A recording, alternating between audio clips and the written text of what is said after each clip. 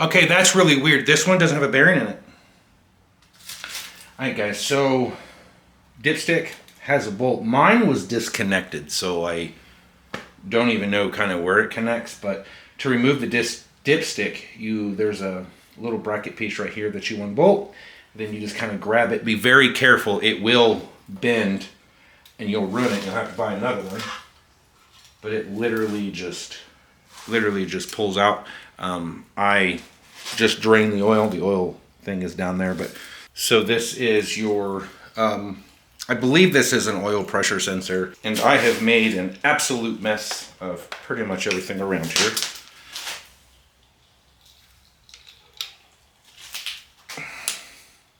I'm going to break them loose with the 14 millimeter. I'm going to break these loose with a 12 millimeter socket.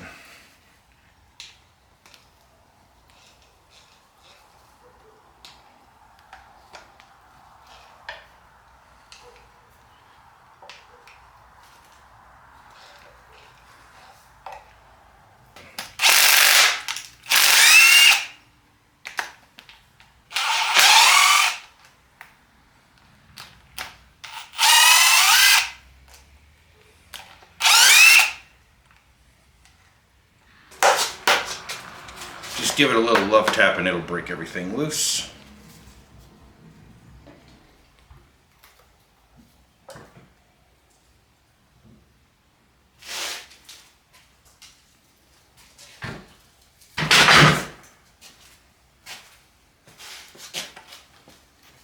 Take an oil pan off. Slushy, trust. I could probably use a metal hammer because I'm getting a new oil pan, but you know, whatever.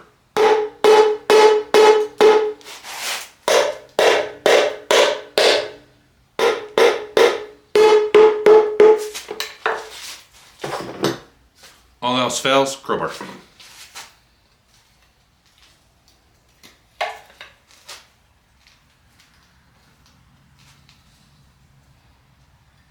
Okay, all else fails, crowbar and a hammer.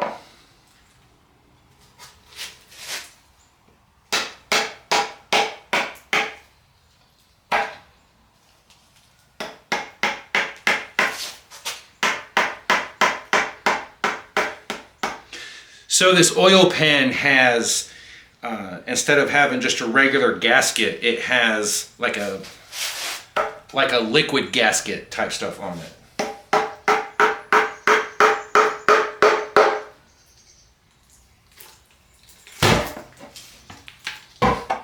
I think we broke it free.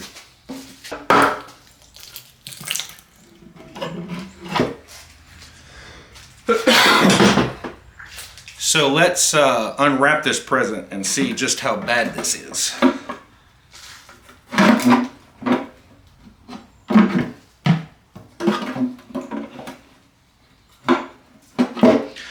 I thought for sure I could get this thing off, and with this AC bracket on, I was trying not to take it off, or a fuel pump bracket, but I guess that's not gonna happen. I have to get it off. Now let's try to get this oil pan off again.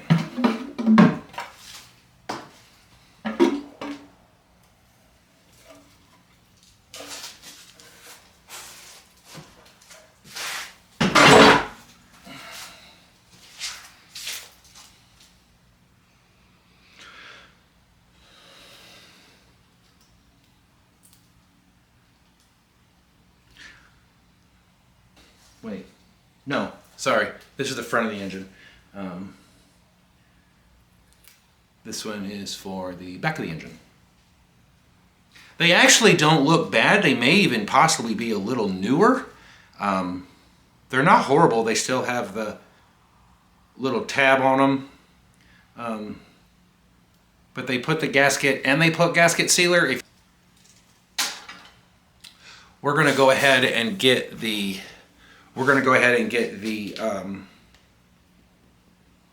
part of the oil pump off. Like I said before, we have a brand new oil pump, so we don't have to really worry about that too much. And that is way bigger than way smaller than a 14. Let's try a 10. It's not a 10. Haha!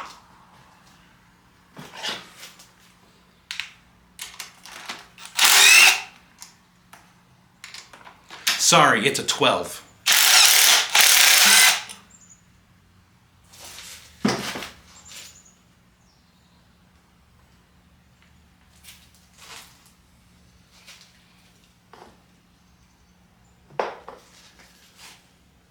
So right about here, it's right here, but on the other side, there is another bolt in there. I completely forgot about that bolt. And then there's one about right here as well.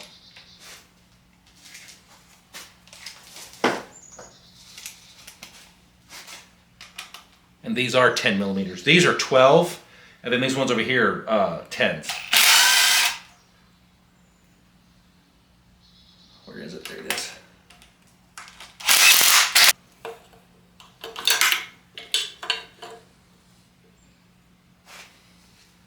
Okay, so to get this off, it is a 17 millimeter bolt.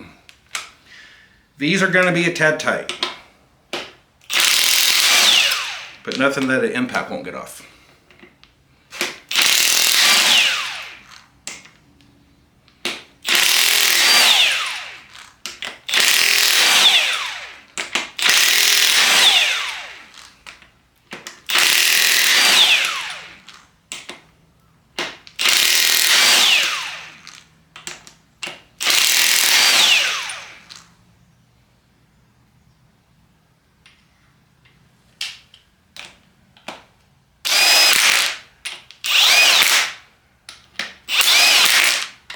My bad, this holds in the crank. I've got to not tighten them down tight, but you know.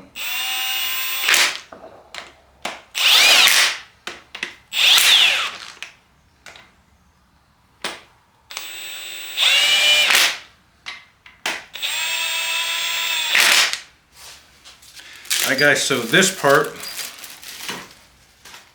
we got to put the bolt back in that technically holds in the harmonic balancer, because we need to spin the motor over to get the connecting rods to top to where you could see them. And we're also going to see if the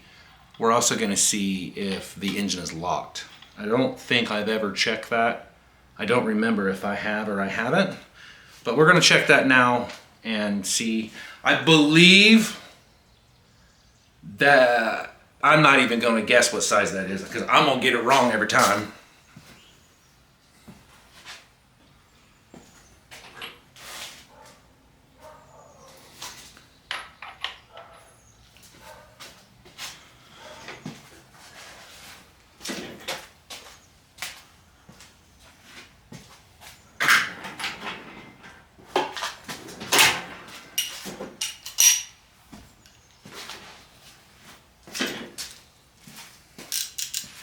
Okay, so I am going to tell you, I was like, hey, this is a 27 millimeter, and I was like, no, it's not that big.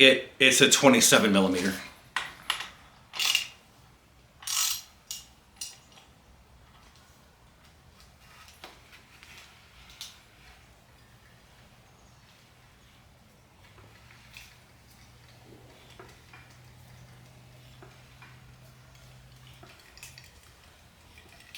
So I'm turning this to see if there's anything bad, and it sounds like we have a bad bearing. I know you probably can't hear that on camera, but one of the crank bearings are bad.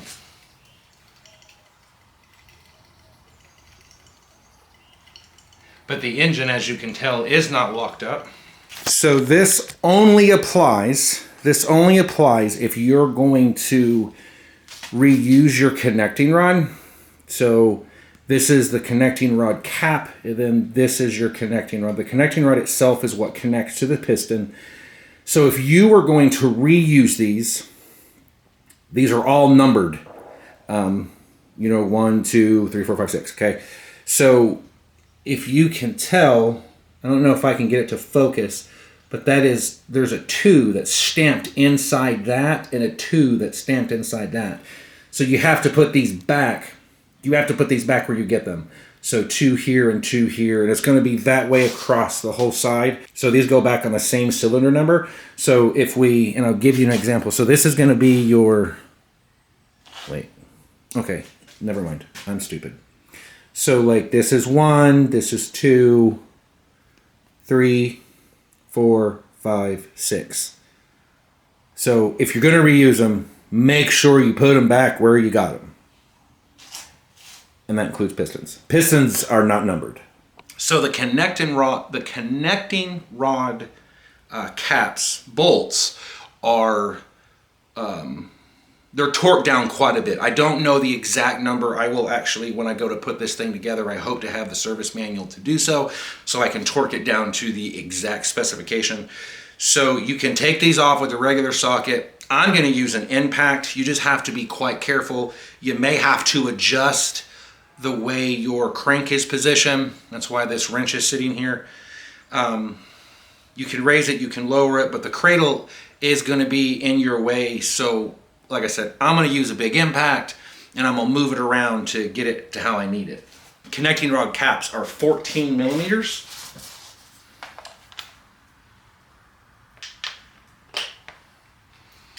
And I believe that my new connecting rods have new bolts and stuff like that. So, but we're going to be cautious of how we do this. But let's get all these connecting rods off.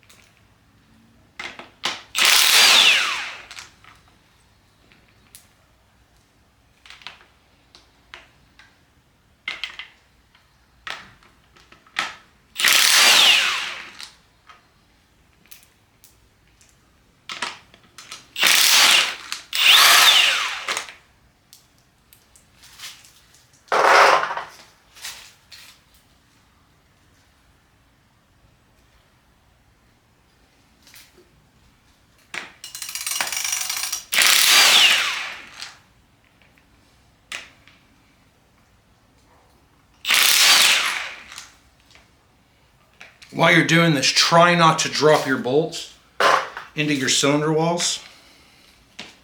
Just kind of a common rule of practice.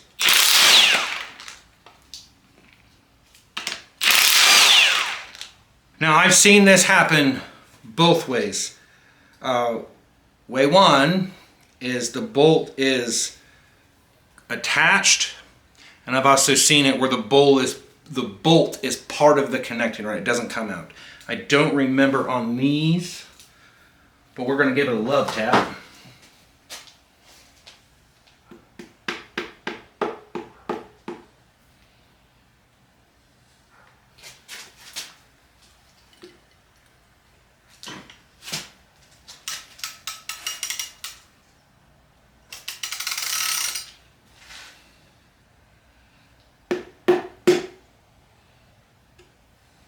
I think they're connected.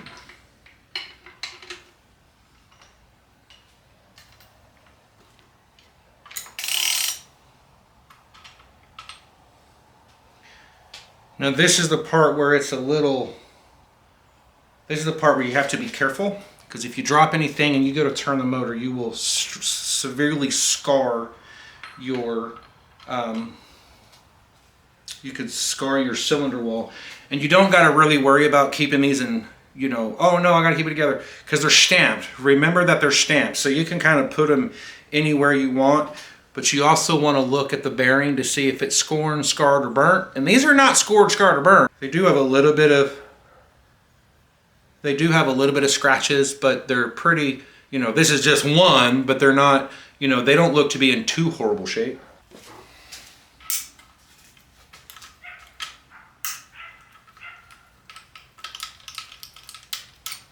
Bearings are not horrible. These bearings are not in horrible shape.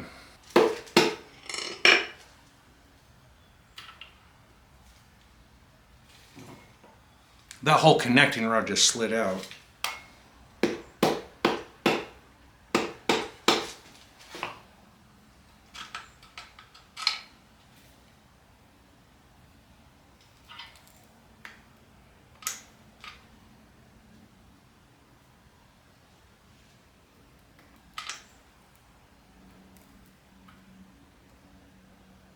Okay, that's really weird. This one doesn't have a bearing in it.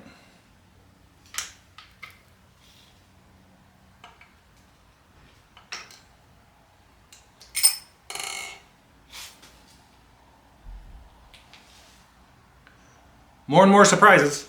You can do this, but be very careful. Especially if you're going to reuse them. You can take an extension and just whack the bolt.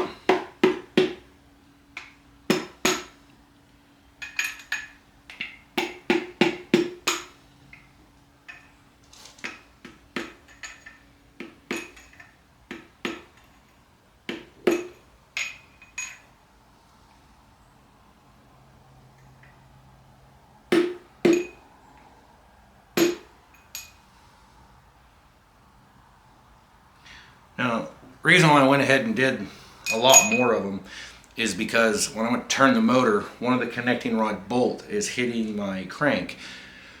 I want to reuse the crank, so I don't want to scar it, mar it, anything like that. So I've got to be careful now of what I do.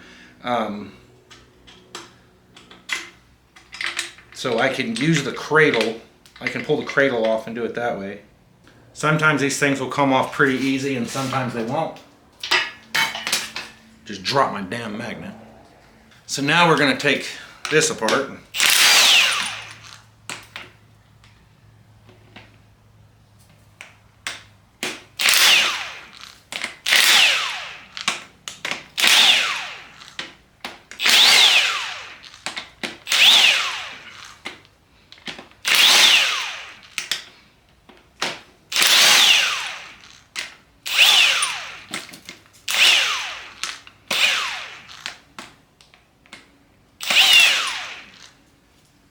I've been asked a couple of times if you have to replace the head bolts. If you remove your head, you got to replace head bolts. I don't know if you have to replace these. I may end up replacing them anyway because I want as much new stuff in this engine as I can possibly get. But I'm not 100% sure. If you know, link down in the comments if you know that you have to replace these once you remove them. So cradle, you've got to kind of work it out. Be very easy with it, especially if you're going to reuse the crank, that you don't scar it. What I'm looking at is the bearings. The bearings are still in it. Yeah, the bearing, I said that the crank bearing was bad. It's pretty scarred, pretty bad. And it's just caused by wear and tear, or the engine got too hot, or the engine level was low. Now I may end up putting the cradle back in to hold the cam in, or the crank, after we get the pistons out.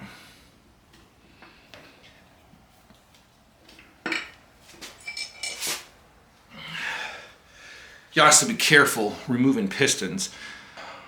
I didn't let the engine set very long when I drained the oil, and plus it's cold out here.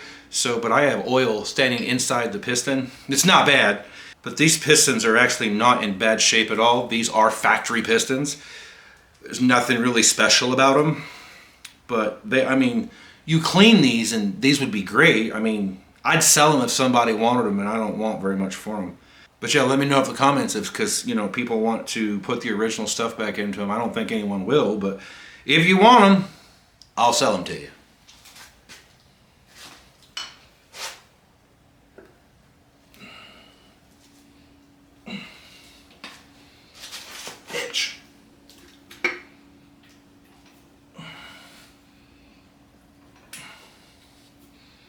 Once you get to a certain point, you can't get it out.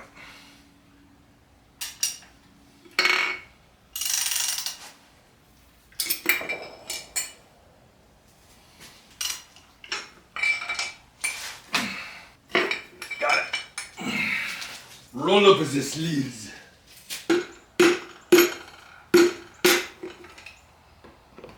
Because the piston rings, they'll get stuck. You gotta kind of pop and boot it. Remember, you gotta be gentle so you don't scar your cylinder wall.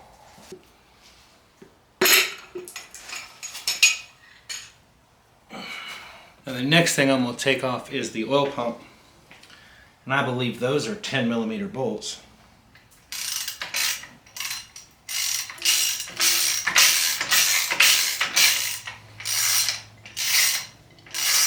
Let's hope this thing's strong enough to get them off.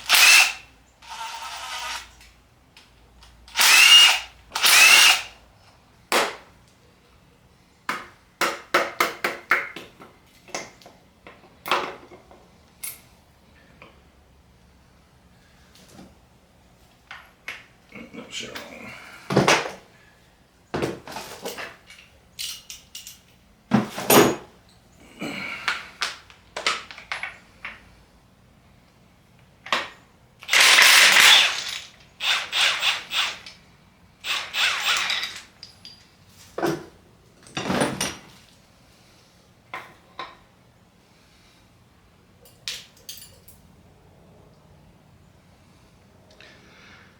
So I have really no way of knowing if that oil pump is good or not. Like I said, I have a brand new one, so we're gonna put a brand new one on it. I guess best case scenario is I don't have to clean it. It's something I don't have to clean. All right, guys. So that is the end of disassembling it. I'm not gonna pull the crank out. All right, guys. So I'm sorry, but I went ahead and took out the rear main seal, which goes right here. And this is what the rear main seal looks like. So I don't know if this gasket comes out or this is the piece that you buy. I'm thinking that this entire piece comes, that this brown thing is the rear main seal, and it comes out leaving this casing here. I will say that this casing is probably made of aluminum. It's extremely light, so we can't do a lot of pressure with it. It does have like a gasket sealer on it, so I'm thinking that the rear main seal was leaking and they did what they could to stop it from leaking, which is making my job harder. So what we're going to do at this point is we're going to remove the oil jets, which is these right here. It sprays oil down in the cylinders. If you try to hone it or clean it or anything, and your honer hits those, it'll destroy your honer, or you could possibly destroy those. And I don't know how hard or how easy these things are to get. So let's get these things out. These are 10mm.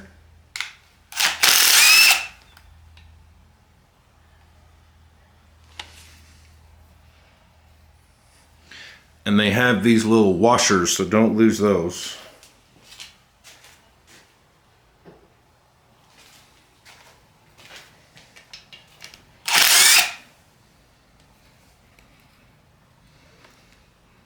So these are little jets. They have an oil passage way right there. There is a hole in the block. I don't know if you can see it, but it's right there. So we're going to clean these. We're going to spray probably some carb cleaner, make sure they're good and make sure that they're good and clean so oil can get through them. That's the last thing we need is oil not spraying the pistons, piston rings, connecting rods, bearings, things like that, and it blow our engine.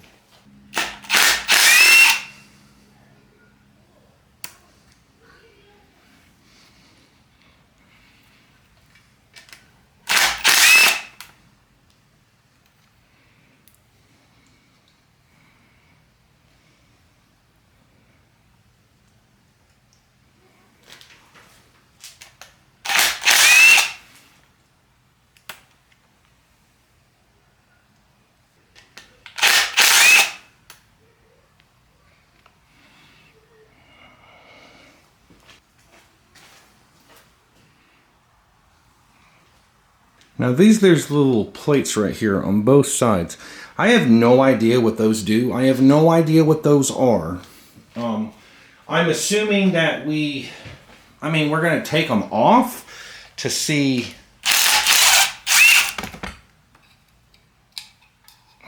I mean, they're the same bolt that holds in the jets.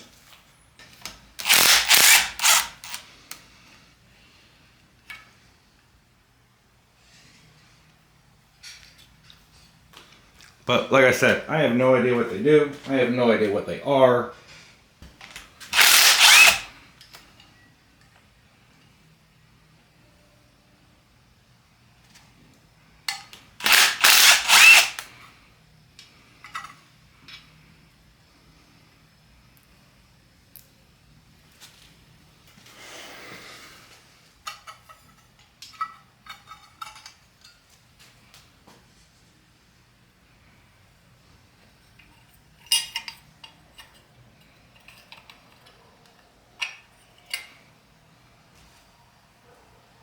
So at this point, I seen on YouTube that a guy was using oven cleaner and a power washer to clean the engine block. So that's what we're going to try to do.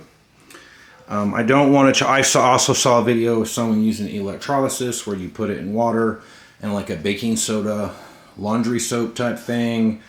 Hook the negative to the block, and then you have dowel rods that you link together with some kind of wire and let it sit for 3 or 4 days. That would probably work. That would slow content by, that would slow the content that you guys are getting now on a regular basis down significantly. And I don't want to risk burning my house down. So we're going to try oven cleaner. And we are going to clean the absolute snot out of this thing. I have decided that I am going to put the oil pan on it. I'm going to put the oil pan back on it. And then I'm going to tape the top of the heads with duct tape. Duct tape is a little waterproof. I just want to prevent as much water getting into the cylinder walls or into the cylinders as humanly possible while I'm doing, cleaning all of these crevices out and things like that and getting that squeaky clean. There's a few things that I can do. I can use water on in here, but I don't want to use a power washer. I don't want to get any oil down in these, or I don't want to get any water down inside these valleys or in the ports where the oil goes. I'm trying to avoid that as much as humanly possible. I'm going to have to a little bit. I'm going to have to coat the cylinder walls in oil. But in the next video, we're going to start honing. We're going to start cleaning and things like that and kind of preparing for getting this thing put back together. This is going to be a slow process to try to get this done. I've got, a bunch of other stuff that I can get done. Relocation of a bunch of things, keep cleaning more out of the engine bay. But we're going to get this video moving along.